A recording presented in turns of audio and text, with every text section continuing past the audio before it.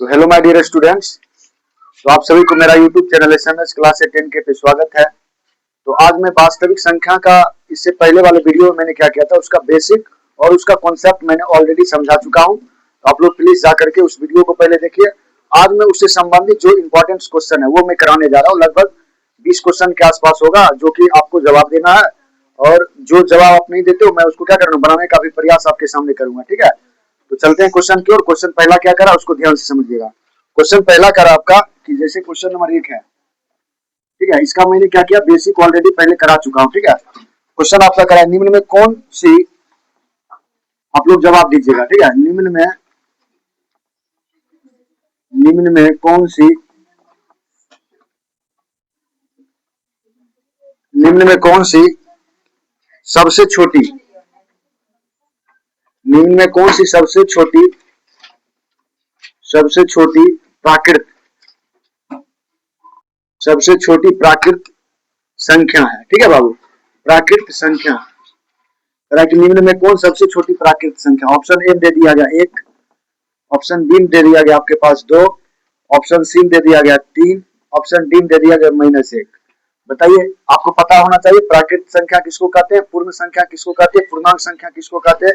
ठीक है, छोटी प्राकृत संख्या क्या हो गई, 1 हो गई। क्या हो गई बाबू, 1 हो गई। ठीक है, चलिए अगला प्रश्न करा है कि यदि, क्वेश्चन नंबर 2 करा, यदि क्या करा, यदि दो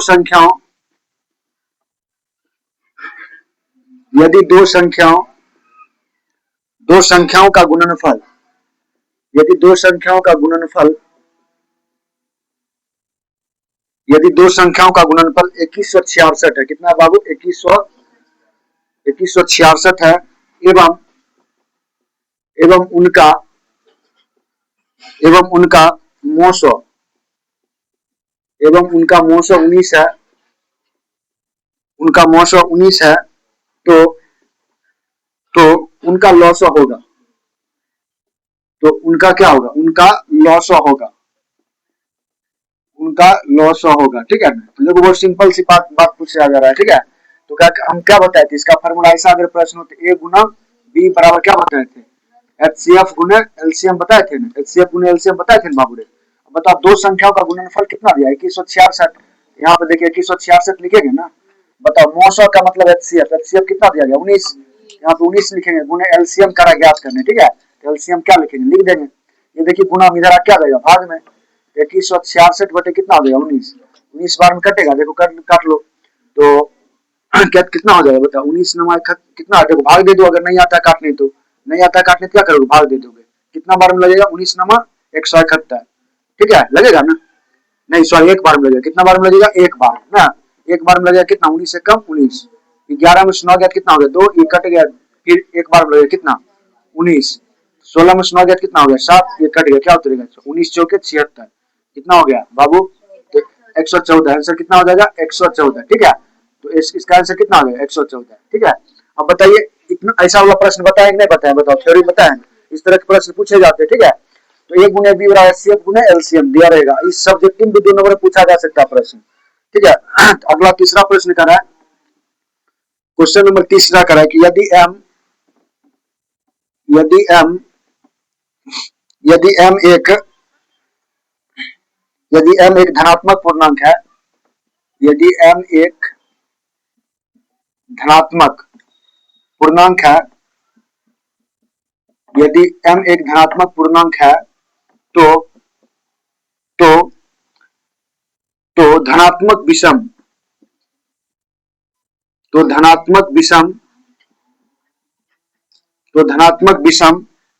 पूर्णांक का रूप होगा, धनात्मक विषम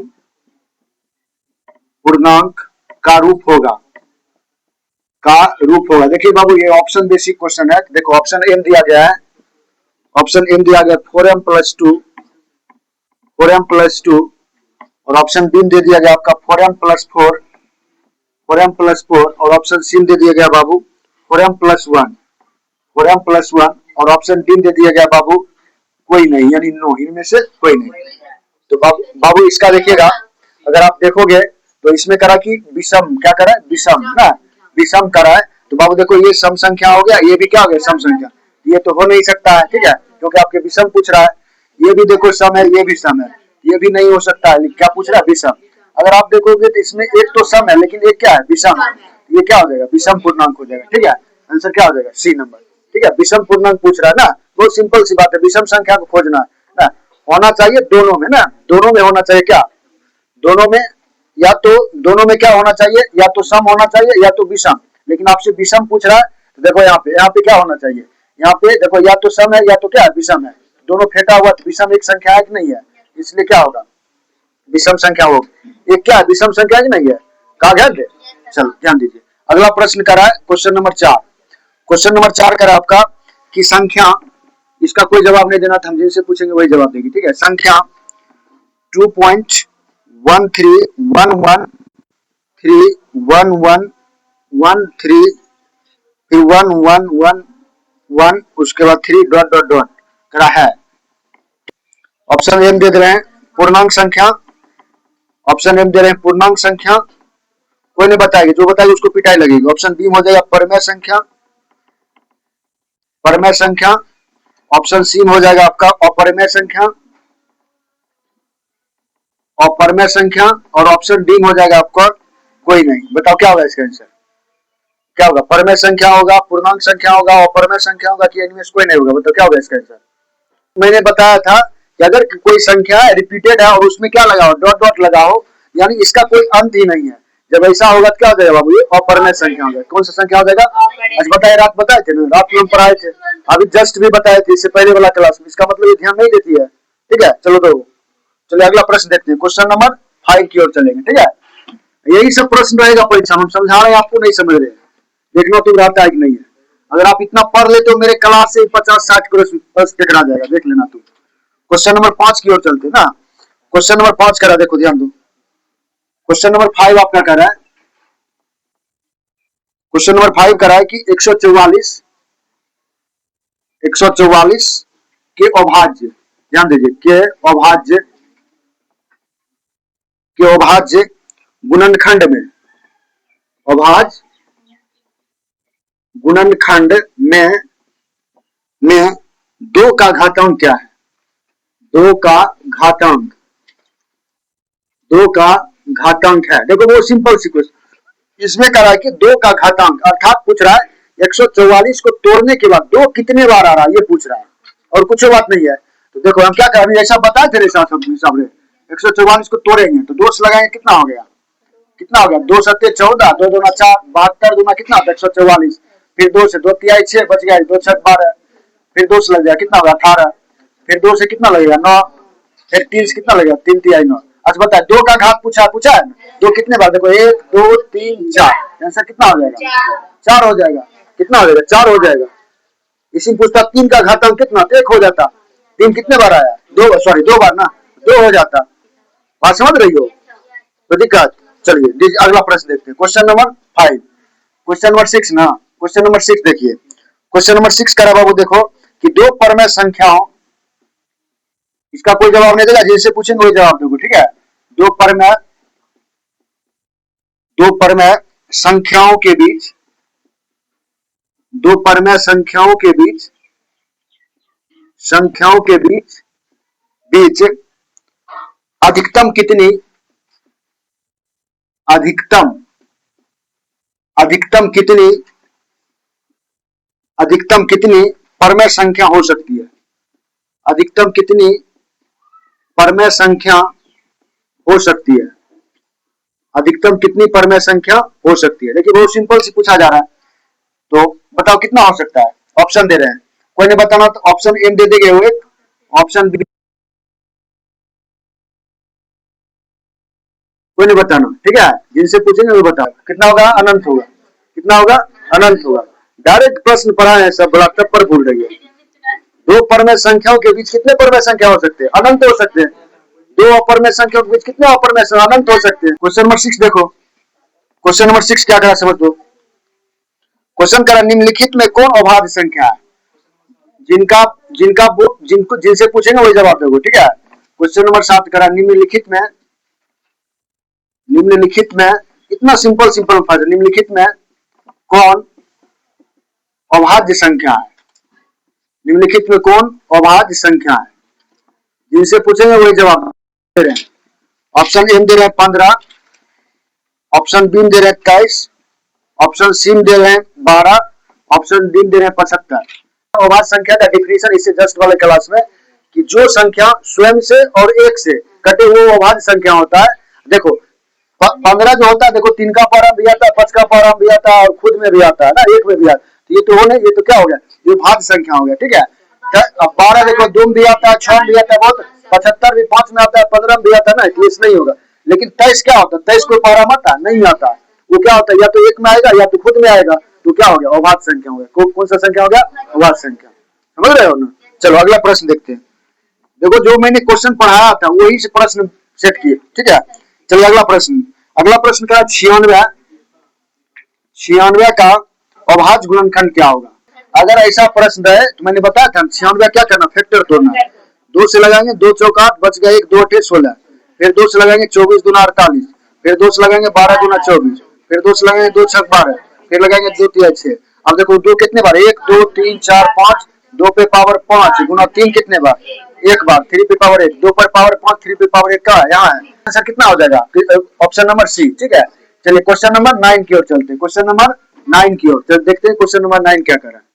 क्वेश्चन नंबर 9 क्या कर रहा है समझते हैं, ठीक है।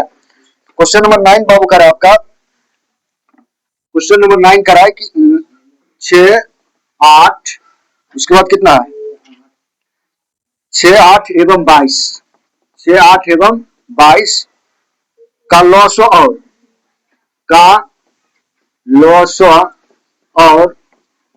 मोसो, लॉसो और मोसो का अनुपात क्या होगा, लॉसो और मोसो का अनुपात क्या होगा। देखो बहुत सिंपल से है, ठीक है, अनुपात होगा, पूछ रहा है ना। तो सबसे पहले हम क्या करेंगे, लॉसो और मोसो इसका निकाल लेते हैं। 6 को हम क्या लिख सकते हैं, 2 गुना 3 लिख सकते हैं ना।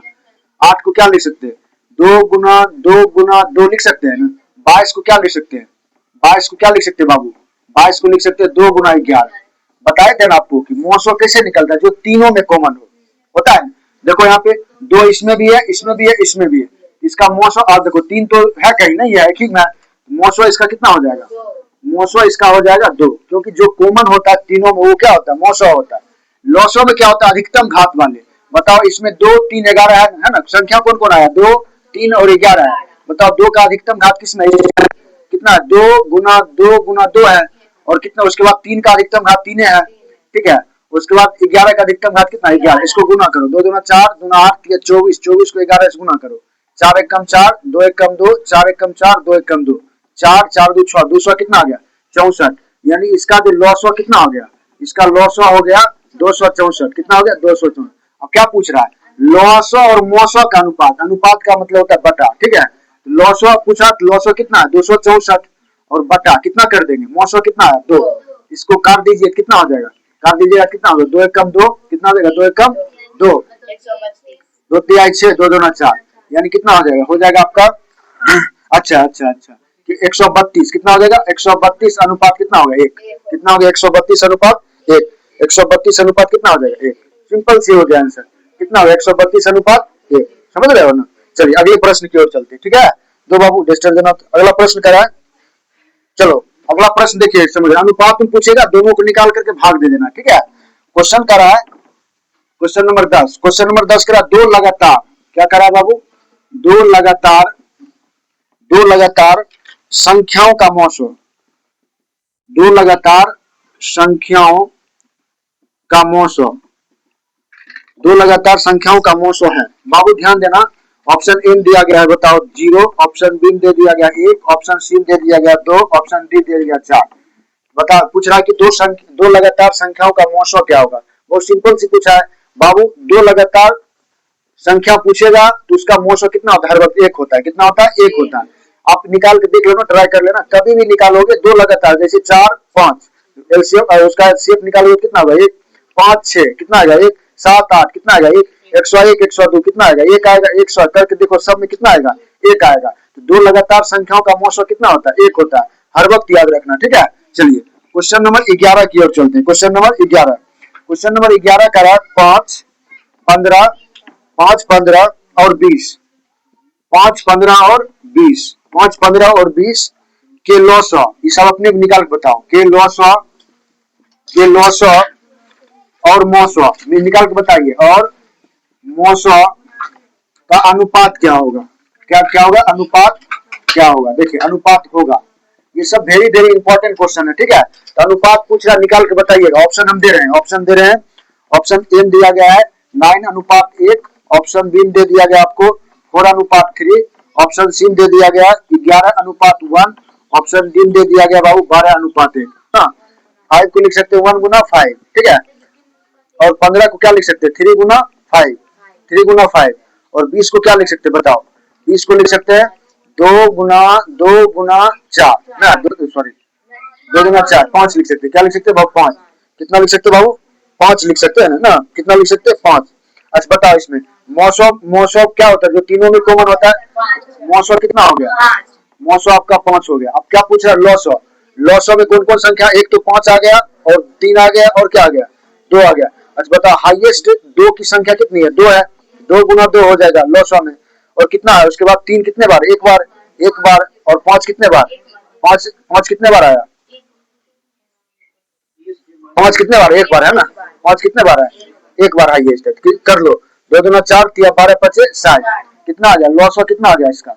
लॉसो आ गया 60, ठीक है। कितना आ गया बाबू? लॉसो बराबर कितना आ गया? 60। अनुपात पूछ रहा है तो क्या करें? लॉसो और मोसो का अनुपात। पहले लॉसो को लिखेंगे। लॉसो कितना आया? 60। मोसो कितना आया? 5। 12 25 कितना हो गया? 60। आंसर कितना आ गया? 12:1। कितना आ गया? 12:1। समझ रहे हैं ना? बहुत ईजी है। तो ऐसा ऐसा प्रश्न पूछता रहेगा जरूर, एक आध दो प्रश्न देखने को मिलेगा, ठीक है। चलिए क्वेश्चन नंबर 12 की ओर चलते हैं। क्वेश्चन नंबर 12 क्या करा समझते हैं। आप लोग समझ गए हो, कोई दिक्कत नहीं। चलिए क्वेश्चन नंबर 12 देखिए। क्वेश्चन नंबर 12 क्या करा समझते हैं आप लोग। देखिए ध्यान देते हैं। क्वेश्चन नंबर 12 करा बाबू। क्वेश्चन नंबर 12 करा कि 6 उसके बाद एक्स 6x, सॉरी कितना? 6x और 4y तथा 6x 4y तथा 12xy 12xy का महत्तम समावर्तक का मोसो क्या होगा? वही महत्तम पूछ रहा। महत्तम मोसो क्या होगा? बहुत सिंपल से बताओ। ऑप्शन ए दे दिया गया है। ऑप्शन ए दे दिया 6x²y। ऑप्शन बी दे दिया गया 6x। ऑप्शन सी दे दिया गया बाबू 6y। और ऑप्शन डी दे दिया गया आपका बाबू 6xy। बताइए इसका आंसर क्या होगा? मोसो पूछ रहा है। बहुत सिंपल सी है। मोसो निकालो। कैसे निकालते हैं? निकालो मोसो जल्दी। मोसो निकालिए। क्या होगा इसका आंसर? मोसो में क्या हो जाएगा बताइए जल्दी। मोसो कैसे निकलेगा? जल्दी निकालो मोसो। मोसो निकालिए आप लोग। देखो बाबू मोसो कैसे निकलता है तो आपको बताए थे ना। तो बताओ बताओ इसको क्या करेंगे बाबू। देखिए तो 2 गुना 3 और उसके बाद गुना क्या लिख सकते हैं? 2 गुना 2, ठीक है लिख सकते हैं ना। और उसके बाद कितना लिख सकते हैं? एक्स गुना क्या लिख सकते हैं? एक्स गुना वाई लिख सकते हैं ना। उसके बाद कितना? 12 है ना। 12 को मैं क्या लिख सकता हूँ? 2 गुना 2 गुना कितना लिख सकते हैं? 3 लिख सकते हैं ना। लिख सकते हैं नहीं लिख सकते हैं? चलो और गुना क्या लिख सकते हैं? एक्स और गुना वाई लिख सकते हैं। अब बताओ इसका जोड़ा लग गया, ठीक है। फिर इसका 3 का भी लग गया, ठीक है। और इसमें भी 2 है, इसमें भी 2 है। 2 को के लिए 2 बार हो गया, 2 को 3 के लिए 3 बार हो गया। उसके बाद क्या? 2 के लिए 1 2 बार हो गया। एक्स हो गया, वाई हो गया। 2 दूना 4 दिया, 2 दूना 3 दूना 6 दूना 12xy होना चाहिए। कितना होना चाहिए? ऑप्शन में ही नहीं है। कितना होना चाहिए? 12xy होना चाहिए ना। अच्छा 12xy, अच्छा 12xy होना चाहिए ना। कितना होना चाहिए? 12xy आंसर आएगा ना रे। 12xy ही आएगा। कितना आएगा? 12xy। इसका आंसर कितना आएगा? 12xy, ठीक है। ऑप्शन नहीं है, सॉरी ऑप्शन में यहाँ पे 12xy दे दीजिए। मान लीजिए कितना होगा? 12xy। आंसर कितना होगा? 12xy। चलिए क्वेश्चन नंबर चलते हैं 13 की ओर ना। क्वेश्चन नंबर 13 क्या करा समझ लीजिए। क्वेश्चन नंबर 13 आपका कह रहा है कि √10 कितना दिया गया? √10 गुना √15। √15 बराबर है, क्या पूछ रहा है? बराबर है। तो ऑप्शन ए दिया गया आपके पास 5√6। ऑप्शन बी दे दिया गया आपको 6√5। ऑप्शन सी दे दिया गया बाबू √30। और ऑप्शन डी दे दिया गया बाबू √25। कितना दे दिया? √25। अच्छा बताओ हम ये जो देखोगे इसको मैं ऐसे √10 को क्या लिख सकता हूँ, 2 गुना 5 लिख सकता हूँ, और √15 क्या लिख सकता हूँ, 3 गुना 5 लिख सकता हूँ। बताओ 2 कितने बार, 2 गुने 5 ना हो जाएगा बाबू, रुक जा 2 मिनट, सही है ना। 10 को 2 गुने 5 3 इसको, ठीक है, 2 को 5 के लिए 5 बाहर हो जाएगा ना। अब देखो 2 3 3 दूना 6, अंदर क्या हो गया √6, 5 रूट कितना आ गया 6। Option number A. कोई दिक्कत है यहाँ तक किसी को दिक्कत नहीं होना चाहिए। चलिए अगले प्रश्न की ओर चलते। चलिए क्वेश्चन नंबर कितना हो जाएगा 14 ना। क्वेश्चन नंबर 14 इसको मिटा दूं बाबू, इसको मिटा देते, ठीक है। क्वेश्चन नंबर 14 की ओर चलते हैं। क्वेश्चन नंबर 14 कह रहा है यदि P और Q, यदि P और Q दो अभाज्य संख्या, दो अभाज्य संख्याएं हो तो, दो अभाज्य संख्याएं हो तो, दो अभाज्य संख्या हो तो उनका मोसो होगा। बताइए इसका आंसर हम जिससे पूछेंगे वही बताएंगे। उनका मोसो क्या होगा ना, पूछ रहा है, ठीक है। तो बताओ कह रहा है कि P और Q दो अभाज्य संख्या तो उनका मोसो क्या होगा। तुम बताना वो कितना होगा आंसर, कितना होगा, 1 होगा। कितना होगा 1। लगातार संख्या P और Q, बता दें लगातार कोई भी लेटर हो, कोई संख्या, तो उसका मोसो कितना होता है, 1 होता है ना। P और क्या हो गया Q, लगातार हुआ, P के बाद क्या हो गया Q हो गया, तो उसका आंसर कितना हो जाता है, 1 हो जाएगा। कितना हो जाएगा 1, बताए थे ना आपको, इसका आंसर कितना हो जाएगा 1। चलिए क्वेश्चन नंबर कितना हो जाएगा, क्वेश्चन नंबर कह रहा है कि 15 ना। क्वेश्चन नंबर 15 कह रहा है कि निम्न में कौन सा परमेय है, अभी जिनसे पूछेंगे वही बताओगे। निम्न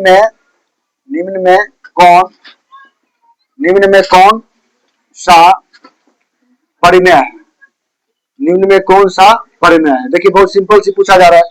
तो ऑप्शन ए दिया गया पाई, और ऑप्शन बी दे दिया गया √7, ऑप्शन सी दे दिया गया बाबू √16/25, √16/25, और ऑप्शन डी दे दिया गया बाबू 3√3/√2।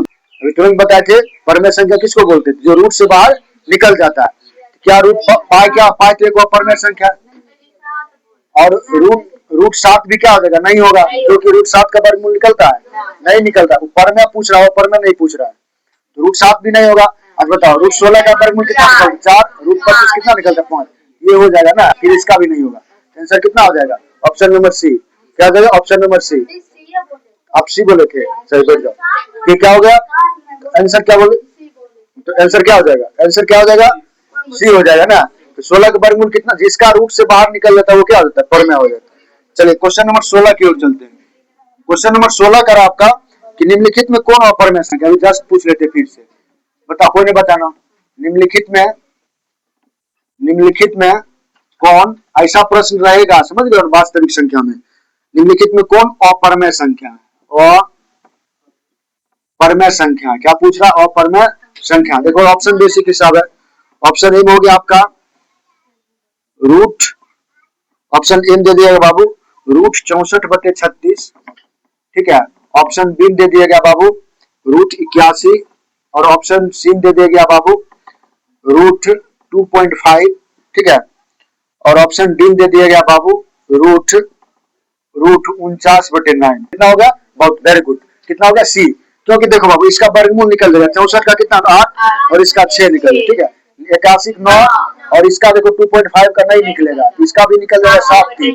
तो इसलिए क्या पूछ रहा है, अपरमेय पूछ रहा है। तो जिस अपरमेय में क्या कहते हैं, जिसका रूट से बाहर नहीं निकलता उसको अपरमेय संख्या कहते हैं।